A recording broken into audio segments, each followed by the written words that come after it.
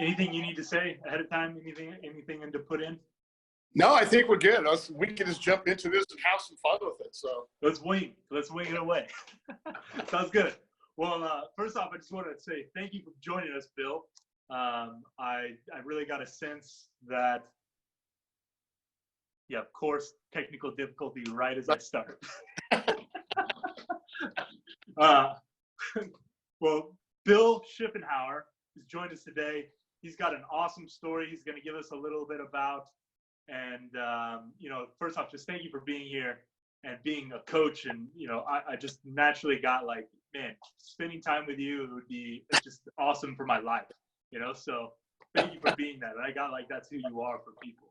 Oh, man, I really appreciate it. And it's an honor for me to have an opportunity to sit here with you and talk and just, talk about life and how we can not only change our lives, but help impact the rest of the world and just help people see a difference and see the brighter side of things. So thank you again for having me here. I really appreciate it. Absolutely. Well, tell us first about some of your accomplishments. Like, who are you? So to give people an idea like who you are, such that we can talk about how you became a coach. Yeah. So when I was 2, no, I'm joking.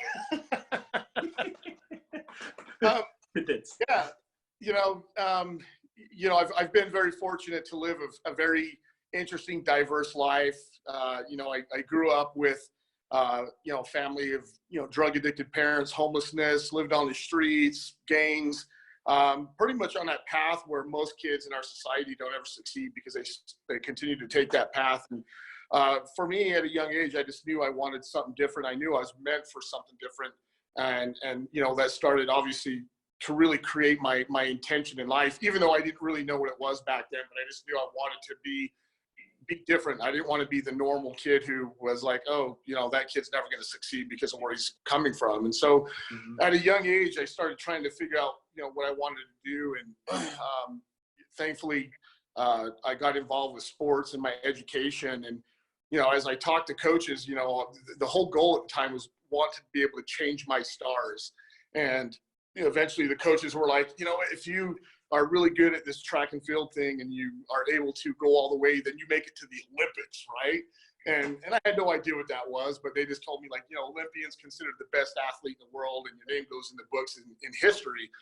And that's all I needed, for me to be sold on that dream of becoming an Olympic athlete. And so, I continue to take those steps to try and follow that dream and follow the path and follow the right steps and setting goals and, working with, teachers and mentors and coaches and stuff on how to do that. And obviously, eventually it was a goal I was able to accomplish. And it actually turned out to be even better than I ever imagined with, growing up homeless and in that environment in Salt Lake.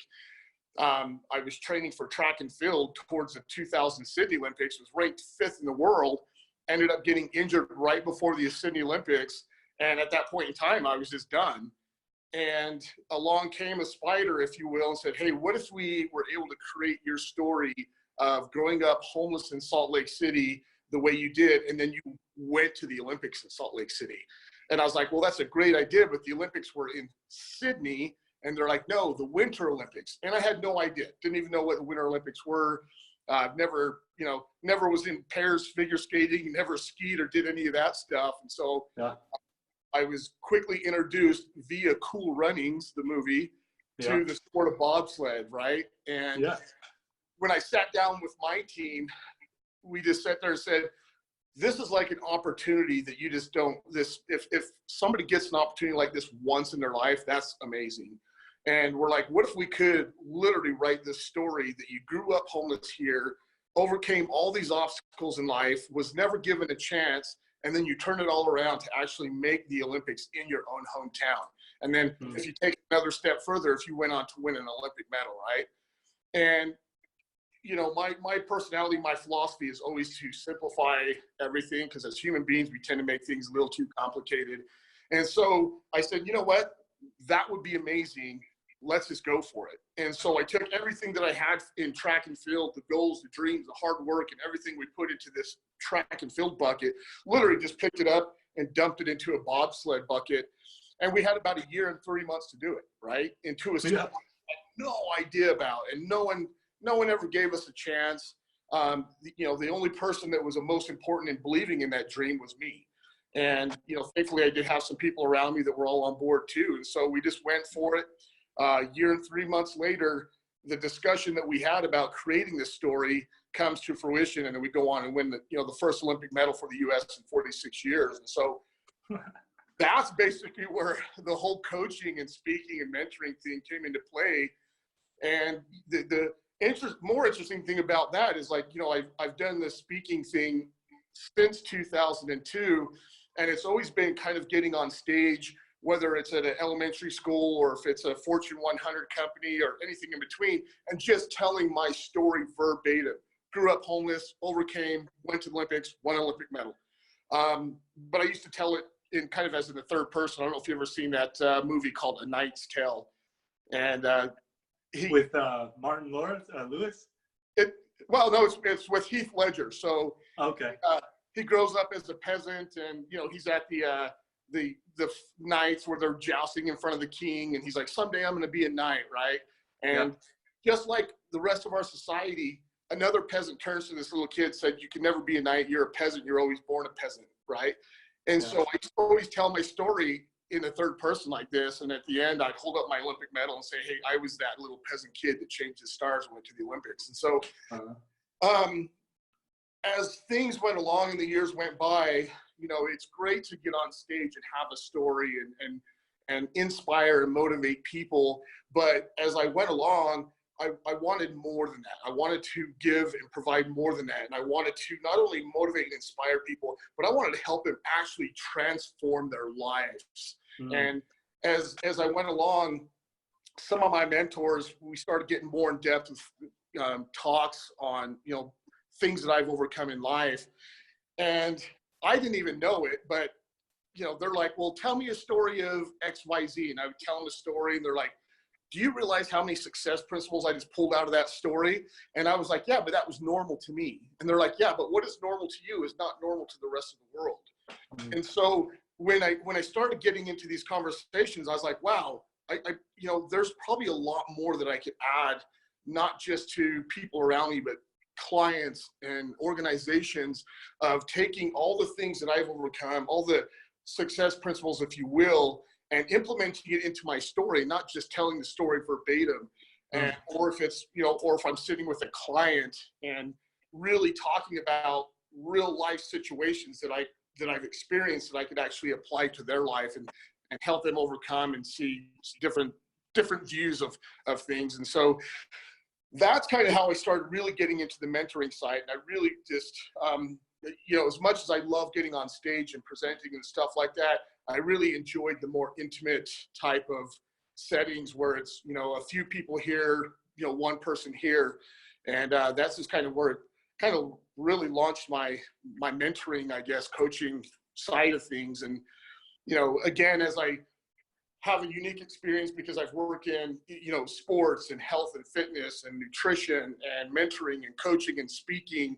And, I'm a true type of believer of the energy and vibrations of the world and paying attention to those things. And so, I'm in the process of now creating a company that encompasses all those things so I can just better serve my clients all together. And it's been amazing. It's been a real good treat.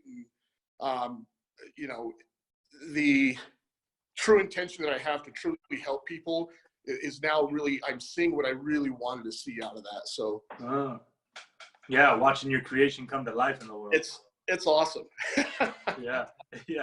Awesome, man.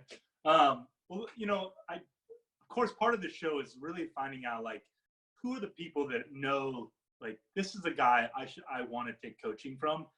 And this question is not meant to limit you, because I guess I can definitely tell, I talk to a lot of coaches, and you have a diverse background. You can speak to a lot of different people, but not to put you in a box around who that person should be, but like, give us a little bit about who your clientele, who you can get the most juice out of, right? Maybe that's the question. Who do you say that person is? How do they know? Go ahead. Like I said, I've got a diverse background. I tend to focus a lot on a few different groups. Obviously, any of those groups that have experienced situations like how I grew up. So, you know, people with boys and girls, adoption groups, homeless groups, are some. Work a lot with small business groups. It's not that I can't help like a larger organization when it comes to mentoring, but I would say I'm much better fit as a speaker in that sense, compared to like a smaller business, an entrepreneur just getting started, or someone trying to look how to scale their newer business. A lot of other clients I work with, obviously other athletes at every level. As I mentioned when we were talking earlier, there's an opportunity I might have to run a nationwide program with like every up and coming athlete that's, you know, from future potential Michael Jordans to just the weekend warriors. And then, you know, a lot of the things that I talk about with my clients, because it's something I've done, is, you know, learning and truly having a good understanding of what is your true intention and helping people getting back to zero. Because, you know, like you and I talked about this before, people always tend to make things so much more complicated than it needs to be. And that's where they start to get clouded and get misdirection. And so trying to help those people come back to zero, simplify whatever it is that they're doing, and then helping them get that big picture and move on. You know, a lot of times, even when I'm talking, I always tell people, like, if you ever get to a place where you feel like you've plateaued, you've peaked, or you've hit a wall, just take 2 steps back and try and figure out what is it you're truly trying to accomplish, what's your true intention, and then what steps do we need to take to actually help you follow through and execute on that. Totally. Well, speak to this for me, which is why isn't, you know, first off, have you noticed that there's this ever present, I can do it by myself, like natural part about being a human? Yeah. and how that's charged. What's that? I am one of those guilty as charged. Everybody is, right?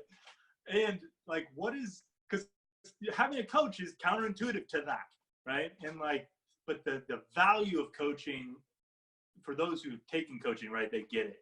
But for somebody who maybe doesn't get that and is dealing with like, dude, I do this on my own, you know, like give me the prescribed playbook and I'll run the plays, right? What do you say to those? Or can you speak to that?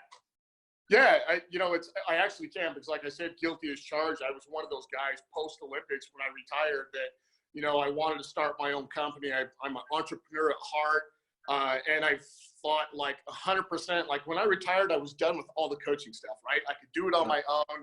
I figured it out. I know how it works. And I beat my head against a wall for 9 years trying to do it on my own. And, you know, finally, when I came to the realization that, you know what, it doesn't matter if it's in sports, if it's in business, if it's in your personal life, the things that you can accomplish at a much higher level, having a coach by your side. And that coach doesn't always have to be someone who knows the answer to everyone. Sometimes it's just a soundboard to bounce those ideas and get a different perspective of whatever it is that they're dealing with or going through. You know, every successful organization, every successful athlete, every successful business person, every successful relationship at some point in time, if not all the time, has a coach by their side. And you don't see, you know, Michael Jordan never made it to all the accomplishments he made on his own. You don't ever hear a story like that. Oh, I did it all on my own. Even like with my story of growing up, like, you know, how I did, you know, probably one of the worst situations of a kid you could think of, how they grew up. Along the way, there was always somebody there to help me out. A coach, a parent, a teacher, somebody. Now, did I actually have to allow them into my world and pay attention and potentially follow some of that direction? Absolutely. But like when I'm talking to individuals or organizations, you know, one thing I really like to talk about is like, you know, let me just invite you to be a little bit more open-minded and flexible to the possibility of some of the things that we're going to talk about. Doesn't mean we have to change them, but if opportunity knocks, don't shut the door. At least open up that door and see what's there, what's being offered, and then we can make that choice whether you want to follow through that door or not follow through that door, or if we want to go down a different direction. So again, you know, that's where I've been fortunate enough of a lot of things I have an opportunity to coach on or mentor on are things that I went through firsthand. And so I feel like being able to have those real life experiences and then also bring them to the table really helps people connect the dots and like, oh, wow, that's what I was experiencing as well. Like you're telling me something that I'm experiencing that I didn't think anybody really understood, but you're telling me exactly what I'm thinking in my head. And that just kind of helps like alleviate that whole, like, I don't need a coach in my life.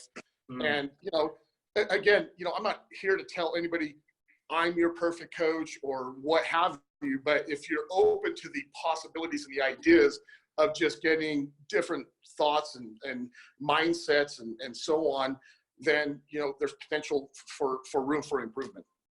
Absolutely. Right on. Well said too. And, here's the next question, which is what I think this always revolves around for me, is what is possible if everybody had the coach of their choice? You know what? It's kind of almost a two-part like response, right? You could have the very best coach in the world, but if you're not willing to be engaged, actively engaged, and take action, you're still never going to succeed. So again, going back to that flexibility, being open to the idea of having a coach that you're willing to say, yeah, I'm willing to listen to you. I've trained other athletes and other people that they're like, well, this needs to change. And we present some ideas. Oh, that's not the right way to do it. I've tried it that way, or I've done it this way. So, just being open to the possibility of something different, then we can really move mountains, whatever it is that we want to do. You take some of the most successful organizations, the most successful people, the most successful athletes, and you can sit down and talk to them. And, I've had an opportunity to be interviewed and interviewed a lot of these people, and it always comes down to they're willing to be flexible and they're willing to be open to the different possibilities of whatever could be. So, yeah, spot on. And yeah, I think that's really the vision. There's always going to be even a time in everybody's life when they're not open to it. Yeah. Right. And then there's like, when you're open to it, having the right messenger is what it's all about, right? And that's what our organization is about, finding you the messenger you need, right? Yeah. So you're going to take that direction from, at least for wherever you are right now. And you need that time, I think, away from a coach to really get the contrasting value of having a coach. The appreciation. Everybody knows they have access to that coach, right? And knows that, I know who my coach is, and it's Bill. And when I need Bill, I can call on Bill because he's going to give me the direction I need. Now, what's possible for humanity if everybody had that? Right. It's amazing. I posted this on Facebook the other day, the power of the human soul when we can all come together and be willing to serve one another rather than being selfish. So being a creator rather than a consumer, the amount of things that we can actually accomplish when we do that compared to the other way is just astronomical, and obviously, the same thing as well. It's just amazing. And you've seen it, I've seen it, and we've both seen the opposite, right? In the industry that there is possibly out there. So totally. Yeah. Well, one thing I always say is, that magic of being a creator and what is created, is the magic around being human. And when people are in concert around an idea, like, that's power, right? People lining up around one idea, that's power. And how could coaching not be beneficial? Essentially, you have the teamwork, or at the very base level of teamwork is partnership. You have partnership for your life, right? Like, who doesn't want that? That's really right. What I'm asking. I'm asserting, who doesn't want that, right? Yeah. Well, so, it goes back to that whole thing. Like, you don't need to recreate the wheel, right? But can you potentially create a better tire that's more efficient and wears better, based off of somebody else who's always been there or have experienced that, and taking those two minds and putting them together, or the single mind. It's again, that way we can move mountains. And gosh, I wish I had this mindset back when I was competing in track and field. It's, again, I'm not a big fan of the woulda, shoulda, couldas, but in this case, sure, I definitely feel like I could have, accomplished a lot more. But it's, timing's everything, and I've been blessed and fortunate to have those experiences to bring into, people I get an opportunity to work with now too. So, absolutely. Well, how do we find you, Bill? Like, where can we get a hold of you? What's your website? Give us that. Yeah, so I'm getting ready to launch more websites, but my main one that I have right now is just olympianspeaks.com. And clients, if they want to call me direct, they're more to. I'll tell them it's easier for them to text me, but they can reach me at 385-237-7037 as well. So, and then anywhere on social media. Okay. All right. So Bill Schuffenhauer is how you say it. Man, thanks for joining us. You're awesome. You really got who you are in the world. Just such a powerful force for contribution and good. Thank you, brother. Yeah, man, I really appreciate you taking the time as well. And it's always nice to speak to someone else who's like-minded, that just really wants to make a difference and an impact on the world, and put some more smiley faces on people around the world as well. So thank you. Totally. All right, brother. To smiley faces. Cheers.